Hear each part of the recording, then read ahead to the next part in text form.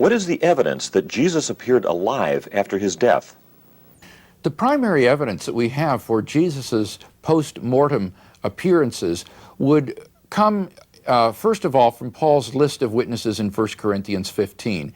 There he says that when Christ rose from the dead, he appeared to Cephas, or Peter, then to the 12 disciples, then to more than 500 brethren at one time, most of whom were still alive at the time of his writing, though some had died. Then he appeared to James, then to all the apostles, and then last of all, says Paul, he appeared also to me. So we have here a list of witnesses that Paul gives who had seen Jesus alive after his death.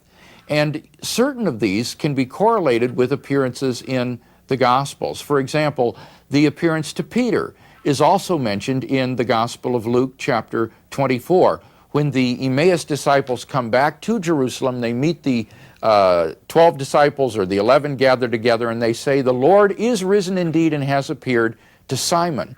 So that we have here two independent testimonies to the fact of an early appearance to Peter, as well as a reference to this perhaps in Mark, where in the angel's words he says, "Go to Galilee, tell Peter and his disciples he is going before you to Galilee, there you will see him." So that virtually every New Testament scholar that I know of agrees that Peter did experience a resurrection appearance of Jesus shortly after his death. The appearance to the 12 mentioned by Paul next is the best attested appearance of in the Gospels. This is attested independently in the Gospel of Luke and in the Gospel of John, and concerns Jesus' appearance to the disciples in the upper room. We also have an appearance to the disciples mentioned in Matthew on a mountaintop in Galilee.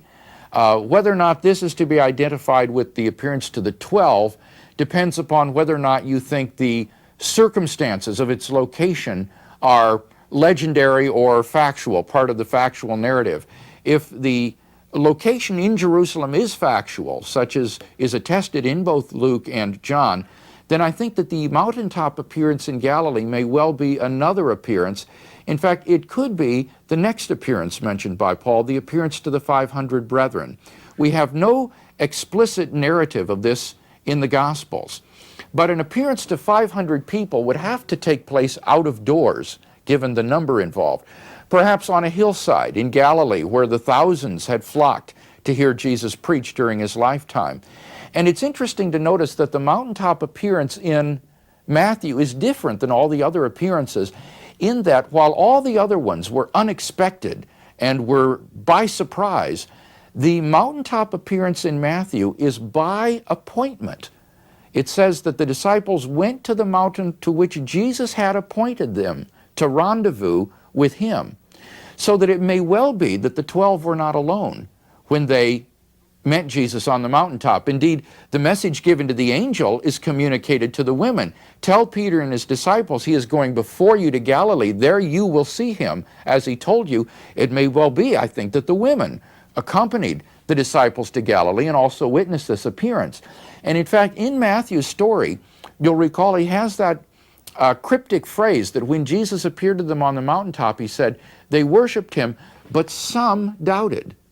Now, could it be that this is a reference to a broader group of people that assembled with the 12 on the mountaintop to meet Jesus at the rendezvous time? I think this is not at all implausible. So it could be that the Matthean appearance is in fact the appearance to the 500 brethren. In any case, I think we have good grounds for accepting the historicity of the appearance to the 500 because of Paul's firsthand contact with them.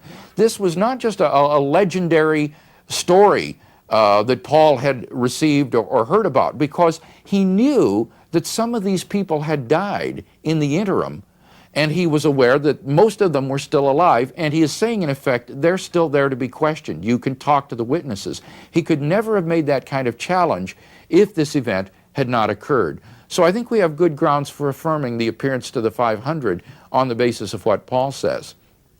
Next, he says that Jesus appeared to James, the brother of Jesus.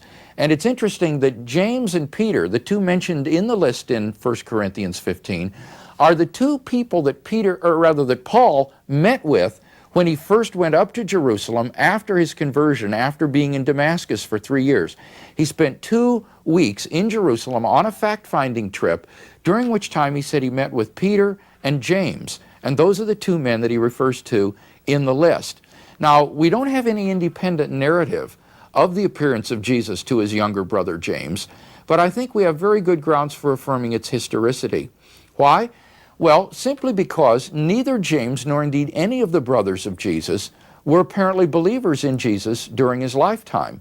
We have good evidence in the Gospels that show that none of Jesus' brothers thought that Jesus was the Messiah or the Lord or anybody particularly special. In fact, we have one fairly vicious story where the brothers of Jesus try to goad him into a death trap by showing himself publicly at a feast when they knew that the Jewish leaders were trying to persecute and kill him. And yet, we know also that later on in the early church, James, the brother of Jesus, emerges as one of the pillars of the New Testament church and finally one of the leaders of the church. R.H. Fuller, who is a fairly liberal New Testament critic, has said that even if there were not an appearance to James mentioned by Paul, we should have to invent one to explain the transformation that occurred in James between the time of his unbelieving days when Jesus was alive on earth and his leadership in the early church. I mean, most of us have brothers. What would it take to make you believe that your brother is the Lord, such that you would be willing to go to your death for this belief, as James did when he was martyred in AD 67 by the Jewish Sanhedrin for his belief that Jesus was in fact Lord, Son of God, and Messiah?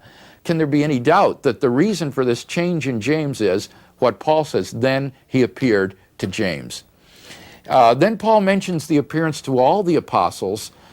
We don't know exactly what group this was, probably a group somewhat wider than the 12. Luke says that Jesus appeared during a period of 40 days to the disciples, and this was probably some appearance during that time. And then finally, Paul says he appeared also to me. And this is again a conversion as remarkable as James. Saul was a Jewish Pharisee. He was a persecutor of the church.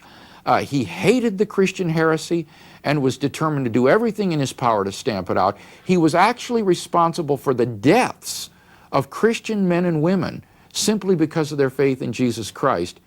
And then it all turned around for this man, because on the road to Damascus, he saw this appearance of Jesus.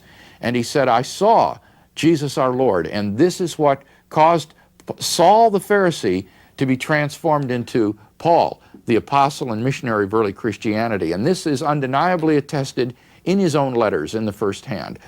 So that we have in Paul's information very good grounds for believing that various individuals and groups of people under various circumstances saw appearances of Jesus alive from the dead. And the gospel accounts, I think, provide confirmation and attestation that goes to confirm and fill out the details of these appearance stories.